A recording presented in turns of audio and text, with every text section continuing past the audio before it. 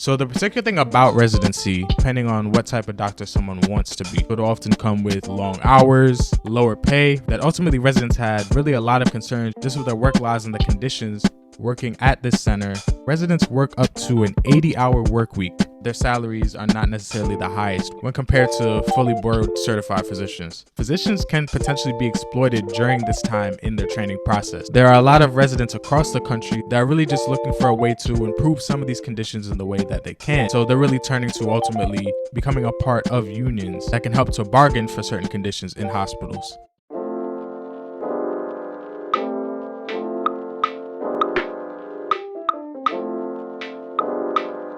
Hey, my name is James Charpentier, and welcome to Less Than 3%, where we talk about healthcare, my journey becoming a physician, and really anything from the perspective of a black male pursuing medicine. In this episode, I want to talk about an issue that is very much related to one of the topics that comes up quite a lot on the podcast when it comes to medical training, except a lot of times in previous episodes, I've referenced a lot of things that will have to do with different parts of the medical education path, the medical training path, whether it's college or medical school. But in this episode, I want to focus in on one particular aspect of the medical pathway, specifically a little bit more towards the end, and that is residency. Of course, medical training is a very long and difficult process, and it comes with schooling in a lot of different areas. You start with college, so going through undergraduate years, ultimately getting into medical school and getting through medical school, and then ultimately you go into residency to further training.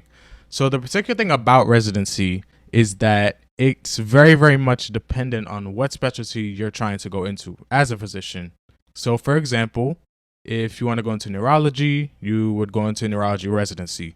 If you want to become an orthopedic surgeon, you'll go into ortho residency. If you want to be a family medicine physician, you'll go into family medicine residency. So residency can vary quite a bit depending on what type of doctor someone wants to be. And the relevant thing about residency that I want to focus in on for this episode really has to do with the rigor of the path. So of course, throughout the entire medical path, there are plenty of challenges and it's not an easy journey, and residency is no different. Again, prefacing that this can vary depending on what specialty. The residency part of the training path tends to be very, very rigorous. So it'll often come with long hours, lower pay, really getting paid a fraction of what your salary would look like as a fully board certified physician, and definitely hard training. Knowing all of those things, it's not too hard to infer that there can be quite a toll that can come on someone's mental health and even other areas of their health when it comes to going through the residency part of the training path. And so I'm just really bringing all of those things up because in this episode, I want to focus on one of the things that's actually being done, coming with a little bit of controversy to an extent, to try to combat some of the issues and some of the hardships that come with residency, and that is resident unions. So in this episode, I'm going to get into the unionization of residents across the United States. So there's ultimately a couple of things I want to break down in this podcast episode. For example, what are resident unions and why do they matter? What are the pros and cons of residents unionizing? Should unionization of residents at hospitals and facilities continue? And ultimately, just what does this mean for the future of healthcare? And so stay tuned. Let's definitely get into this. So the first thing I want to answer is, what exactly are resident unions? Why is this happening? I know I gave a bit of a background, but what exactly is the significance of unions in particular? And for that, I want to get into a piece of information that is on the AAMC website. It's an article written by Stacy Weiner, and she talks about how thousands of medical residents are unionizing. Here's what that means for doctors, hospitals, and the patients they serve. And so there's a couple things that this article gets into. The first thing that I found very important in particular is really the example that they focus in on in this article when it comes to medical residents unionizing. So they specifically refer to unionization of residents happening at the University of Vermont Medical Center in Burlington, also known as UVM. So to give a little bit more background, they go into explaining that ultimately residents had really a lot of concerns just with their work lives and the conditions working at this center prior to the pandemic, and ultimately these concerns really boiling up during the COVID-19 pandemic. And these are some of the conditions that can make residency very, very difficult, especially for certain specialties. They describe having 3 or more years of often grueling schedules, sometimes with 24-hour shifts and 80-hour work weeks. And of course, their salaries are not necessarily the highest when compared to fully board certified physicians. So really what this article is showing is that due to the conditions that residents are dealing with on a regular basis when it comes to throughout their training and just the hardship that can bring on them, there are a lot of residents across the country that are really just looking for a way to improve some of these conditions in the way that they can. And so they're really turning to ultimately becoming a part of unions that can help to bargain for certain conditions in hospitals. To get a little bit more specific, they mentioned that as of the time of this article being written, roughly 15% of U.S. house staff and more than 60 hospitals are represented by the CIR, which is known as the Committee of Interns and Residents. So ultimately, with this example of residents joining unions, to go a little bit further into some of those conditions again, one of the quotes that's also brought up in this article is that residents work up to an 80-hour work week, and they see other staff who work less and get paid more. The quote also goes further to say that at 80 hours, one could calculate that they're earning less than minimum wage. So that just gives an example of, again, some of the long hours and hard work and lower pay that comes with being a medical resident. There was one more article that I wanted to get into that I thought really helped more so highlight just the conditions that are boiling up to residents feeling that they need to be a part of unions. I want to look at specifically an article written by Alan Yu. It is on the NPR website titled 80-Hour Work Weeks and Roaches Near Your Cot, More Medical Residents Unionize. So just to read off a couple things I thought were really relevant, they mentioned that specifically in pen medicine, residents will cite different issues such as $200 monthly cost for residents, dirty call rooms, which if you don't know, call rooms are where residents will often have to stay and sleep if they're having to work on call overnight at the hospital. And another detail that also gets brought up is about specifically a union for residents at Jersey City Medical Center, where they just highlight some of the things that the residents are arguing for. They mention asking the hospital to provide food for residents who work after hours, providing bed sheets for the rooms where residents have to stay, so like those on-call rooms, and not tying salary increases for residents to overall hospital performance. So we really see a number of, I would say to an extent, pretty basic requests that are coming from these residents to really help make their time at the hospitals that they're working a little bit better and probably a bit more tolerable. So ultimately, the important thing about residency is that throughout this time in training, there's a lot of hard work, a little lower pay, and on top of that, potentially not that great of conditions. So as shown throughout these past couple articles, physicians can potentially be exploited during this time in their training process. Now, one thing that really came to me when I was thinking about a lot of this information at first really was, could I maybe think of it as considering that it's really just a part in a medical student's training, just like in college and medical school, there may just be certain drawbacks that come with it for the time being. And then once ultimately you push through and you get licensed, you'll be able to have higher pay and better conditions and things like that. So is it possible to just look at it as this is just something that really comes with the training and you're only really a student at this moment, and maybe it just takes a few more years to ultimately get to that point? Those were definitely some of the things running through my head at first. And one thing that I found that I thought was really relevant in terms of addressing that point would really be the fact that although residents are trainees in some sense, they really do have a major impact as a key part of the healthcare workforce. So they're not simply just students, but these are physicians who are in their training but are practicing and making a really strong impact on patients. And there's actually a paper that I want to take a look at that I think really helps just provide a model to really get an idea of just the impact that residents can have just as a part of the healthcare team.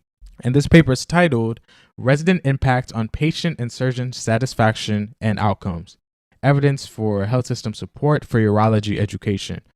So this is specifically looking at a private urology group with urology residents. So this is one specific specialty.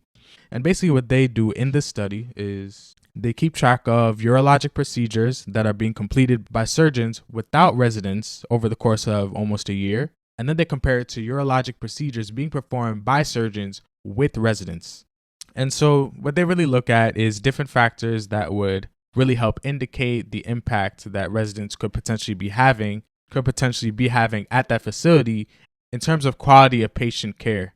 And some of the factors they looked at were surgical case times, postoperative complications, readmission rate, length of stay, training quality, quality of life, and also resident and physician self-report of training quality. And what they found as results from this study was that there was a statistically significant improvement of readmission rate in non-surgical patients with resident coverage. On top of that, they found that patient satisfaction scores were higher in every category, and patients more often reported that they always received quality care with residents as a part of the team. So what this shows, and as it conclude, the data really demonstrates the beneficial impact of residents participating in patient care. And on top of that, they also add that it provides further justification of residency financial support. So I think what this really shows is that considering that residents really do make an impact as part of the healthcare team, there definitely is a right and a point to residents wanting to make sure they're getting the best conditions possible as they're training and as they're also putting their best efforts forward to help patients. So with all that being said, taking a look at some of the different conditions that would be contributing, taking a look at the impact residents can have, and ultimately residents looking to unionize as a solution to some of these issues, I ultimately want to get into what about the practicality of it? What are really the pros and cons of these resident unions happening? Is this worth it? Is it working? Is it helpful for residents? Because of course, they're looking to be a part of unions and form unions to get better conditions, but the question really be, are these conditions getting better? This is specifically on the American Academy of Orthopedic Surgeons website, and they take a bit of a look at resident unions and some of the pros and cons that can come with them. And I want to highlight a couple key points that I think can really help us in terms of understanding the situation and just the pros and cons of it. So first of all, they really show the prevalence of this. They mentioned that approximately 15% of U.S. residency programs are already unionized under the CIR, which was a union that was brought up earlier. And they list off a number of them. And there's a pretty important detail within this as well. They mentioned that some examples are the UCLA Health System, Stanford, NYC Health Hospitals, Boston Medical Center. And they mentioned that increased compensation, including a housing allowance of $12,000 per year, relocation reimbursements of up to $2,750, childcare benefits such as 12-week parental leave, and all of these have been achieved due to collective bargaining. So this is an example of resident unions seeming to work, and it's also talking about approximately 15% of residency programs being unionized under the CIR and being able to enjoy benefits like these. Now, on the other side, they mention another important thing to consider, which is a 2021 study from the ACGME and the American College of Surgeons, where they found that unionizing had no impact on trainee wellness. So even though we mentioned some of the positive factors that seem to come out of unions, in terms of the actual wellness of the trainees, when of course we consider some of the factors that we could expect to contribute to burnout, like those long hours and the hard work that comes with it and the lower pay, they mentioned that unionizing didn't seem to help trainee wellness. To be a little bit more specific, they mentioned that although unionized programs improved stipend benefits, unions were not associated with improved rates of resident burnout. Additionally, going even further, it mentions that they were not associated with significant differences in suicidality, duty hour violations, mistreatment, or salary. So some of these really key factors when it comes to ultimately the mental health and the well-being of these residents going through this rigorous part of their training path, unions don't seem to really be making much of a positive impact when it comes to a lot of these factors. There is something important to note about this study, as the paper mentions that only about 12% of surveyed respondents were from unionized programs, so the study was not adequately powered, but it is still possibly something to note that we may not be seeing a huge improvement that's coming out of these resident unions, statistically speaking.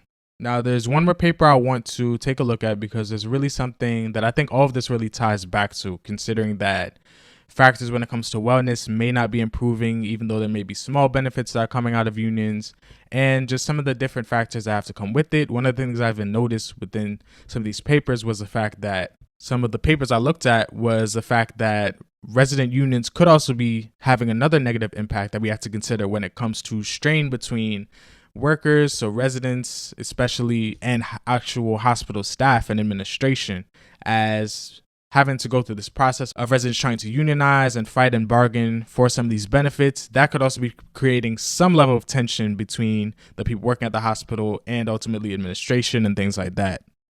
And that's definitely something I think should be kept in mind and considered. Now, this last paper is published on the DO. It's titled Pros and Cons of Joining a Labor Union in Residency. Is it really worth it? There's some specific points that get brought up in this article that I thought I really wanted to highlight, and they really seem to hold a couple of things in tension that I think are important to consider in this conversation. For instance, they mentioned that as a profession, we prioritize refining our craft rather than our own personal needs to ensure the best patient care and outcomes possible. And then on the other side, they mentioned that while this is understandable, self-sacrifice is not a sustainable approach to medical training and contributes to high rates of burnout and depression. So I think what we see here is the aspect of the responsibility to really want to care for patients as best as we can, with residents, of course, participating as an active part of the healthcare team. But on the other end, ultimately wanting to prioritize resident wellness, which is ultimately why a lot of this unionization is happening. So what I really leave with is the fact that I think improving the lives of residents really is an ultimate goal, and hospitals and residents are ultimately going to want to work together to be able to achieve that goal of providing the best care possible and making sure that residents are in a good place when it comes to well-being so that they can help patients better. I think ultimately we really want to be able to balance the wellness of the people that are working on the healthcare team with being able to ultimately benefit patients to the best of our ability. Because I definitely do think that for physicians to really be able to contribute to their patients' well-being, they really need to be able to make sure that they're in a good place when it comes to their well-being. And I think hospitals administration and healthcare staff are ultimately going to want to make sure that they're able to work together to make those things possible. So I really hope this episode really provided a lot of perspective when it comes to this issue. Definitely in terms of seeing some of the different nuances that I would say really come together when it comes to this issue. And I'd ultimately say I hope we really take out of this the value of, I would say, wellness when it comes to healthcare, when it comes to healthcare training, when it comes to physicians as people, because this is definitely not a path that is easy, but ultimately it's a path that's really supposed to be contributing to the wellness and well-being of other people. And for that, I think it's important that the well-being of physicians is always kept in mind as well. So with that being said, that really wraps up this episode. I hope you enjoyed it, and let's see what we talk about in the next one.